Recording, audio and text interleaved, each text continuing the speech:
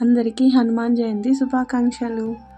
హనుమంతుడి వంటి భక్తుడు లేడు, శ్రీరాముని నామం వంటి మంత్రం లేదు, ఆంజనేయ స్వామి వంటి రక్షణ లేదు అన్నారంట. హనుమంతుడికి తమలపాకుల మాల అంటే చాలా ఇష్టం. ఎందుకో తెలుసా? ఒకసారి హనుమంతుడు ఎడారిలో చాలా దూరం ప్రయాణించాల్సి వచ్చిందంట. అప్పుడు అక్కడ ఉన్న ఒక ఒంటె ఎంతో చాకచక్యంగా చాలా చక్కగా నడుస్తూ ఉందంట. అది చూసి హనుమంతుడు ఆశ్చర్యపోయి ఒంటెపై అధిరోహించి ప్రయాణం కొనసాగించాడట. అక్కడ ఉన్న వానరులు అది చూసి ఎంతో సంతోషంతో హనుమంతునికి అక్కడ ఉన్న నాగవల్లి పత్రాన్ని మాలగా చేసి సమర్పించారట. నాగవల్లి పత్రం అంటే తమలపాకు. అప్పుడు హనుమంతుడు ఎంతో సంతోషించాడట.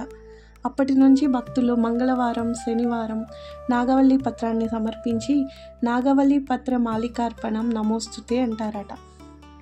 అంటే అర్థం, ఓ స్వామి, పవిత్రమైన తమలపాకును మాలగా చేసి నీకు సమర్పిస్తున్నాను, దయచేసి స్వీకరించండి అని అర్థమట.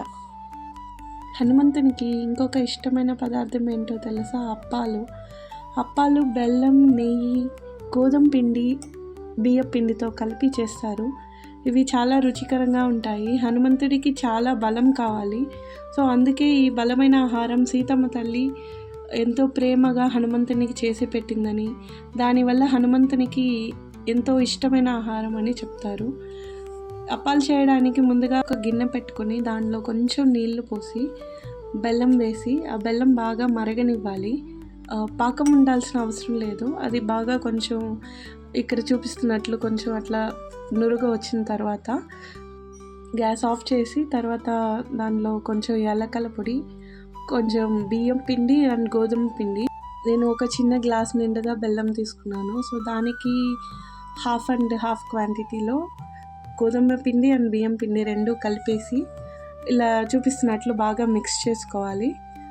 సో ఇట్లాగా బాగా చపాతీ పిండిలా కొంచెం బాగా ముద్దగా అయిన తర్వాత వాటిని చిన్న చిన్న ఉండలుగా మరిగా రౌండ్ బాల్స్ లాగా చేసుకునేసి అప్పాలుగా ఒత్తుకోవాలి.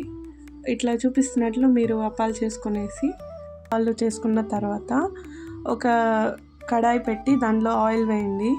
ఆయిల్ హీట్ అయిన తర్వాత కొంచెం మీడియం ఫ్లేమ్లో పెట్టి మీరు అవన్నీ ఫ్రై చేసుకోవచ్చు అప్పాలు. సో అన్నీ కొద్దిగా గోల్డెన్ బ్రౌన్ వచ్చిన తర్వాత మీరు నెక్స్ట్ సైడ్ ఫ్లిప్ చేసేసి కొంచెం ఫ్రై అయ్యి మ్యాక్సిమం ఒక 4 to 5 minutesలో ఫ్రై అయిపోతాయి. సో తర్వాత అన్నీ ఫ్రై అయిన తర్వాత మీరు తీసేయచ్చు ఆయిల్ నుంచి. అప్పాలు చేయడం అయిపోయింది. నెక్స్ట్ వచ్చేసి వడ చేసుకుందాం. వడమాల అంటే హనుమంతునికి చాలా అంటే చాలా ఇష్టం అన్నమాట. వడమాల ఎవరైతే శనివారం హనుమంతునికి సమర్పిస్తారో వారికి హనుమంతుడి కృప ఎప్పుడు ఉంటుందని నమ్మకం. దీని వెనుక ఒక కథ కూడా ఉంది. ఒకసారి ఏమవుతుందంటే శనీశ్వరుడు తన ప్రభావం అందరిపై ఉన్నట్టే హనుమంతుడిపై కూడా చూపించాడు అని అనుకున్నాడట. ఆ సమయంలో హనుమంతుడు శ్రీరామ సేవలో నిమగ్నమై ఉన్నాడు. అప్పుడు శనీశ్వరుడితో, ఇప్పుడు కాదు, నేను రామసేవలో ఉన్నాను, తర్వాత చూద్దాం అన్నాడట. కానీ శనీశ్వరుడు వినకుండా హనుమంతుడిపై ఎక్కగా హనుమంతుడికి ఎంతో కోపం వచ్చి అతనిని వేగంగా కొండలు అవన్నీ ఎత్తి బాగా తిప్పాడట. శనీశ్వరుడికి బాగా దెబ్బలు తగిలి కింద పడిపోయాడట. అప్పుడు అశ్విని దేవతలు వచ్చి శనీశ్వరుని బాధను చూసి ఇలా చెప్పారట, మాష చక్రాని తైలేన సహితాని భక్షయేత్, అంటే నూనెలో వేయించిన మినప్ప పూడలను తింటే నొప్పులు తగ్గుతాయి అని చెప్పారట. అప్పుడు శనీశ్వరుడు భూమిపైకి వచ్చి హనుమంతుడికి ఈ విషయం చెప్పాడట. ఓ మారుతి, క్షమించు, నీ బలం అపారం అని ప్రార్థించాడట. హనుమంతుడు వెంటనే సీతమ్మ తల్లి దగ్గరకు వెళ్ళి విషయం చెప్పగా సీతాదేవి ప్రేమతో మినపప్పు గారెలు చేసి ఇచ్చిందట. ఆ వడలు తిన్న శనీశ్వరుడు నొప్పి తగ్గిపోయిందట. దాంతో శనిదేవుడు చాలా సంతోషించి హనుమంతుడికి ఒక వరం ఇచ్చాడట.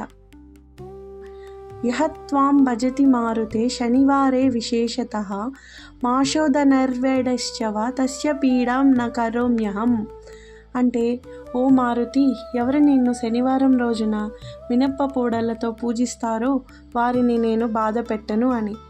అప్పటి నుంచి శనివారం, మంగళవారం ప్రత్యేకంగా హనుమంతుడికి వడమాల, తమలపాకు మాల సమర్పించడం మానవాయితీగా మారింది. జై శ్రీరామ్. ఈ వీడియో మీకు నచ్చిందని అనుకుంటున్నాను. Thank you for watching. Please do subscribe.